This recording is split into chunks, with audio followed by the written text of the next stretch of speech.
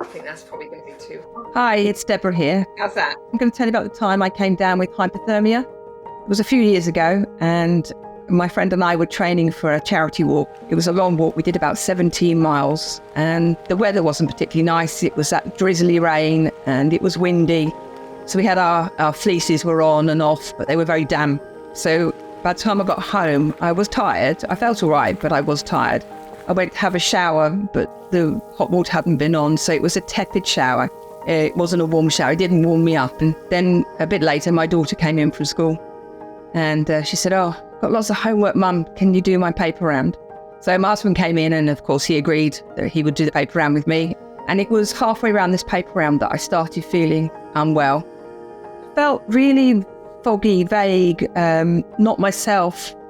I felt confused almost. I had to concentrate on what I was saying. I was so irritable. And by the time I got home, my husband said that I looked very pale, almost grey, and very drawn. And he could see I looked very unwell.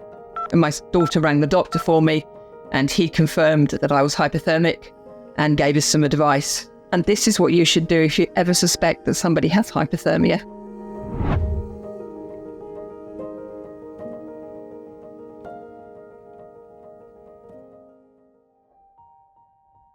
Right, let's get you in here. It's a lot warmer in here.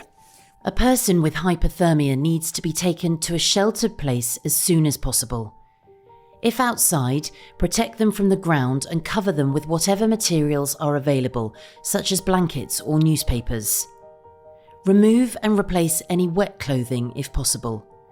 Let's get some dry clothes on you. Do not give them your clothes and make sure their head is covered. Call 999.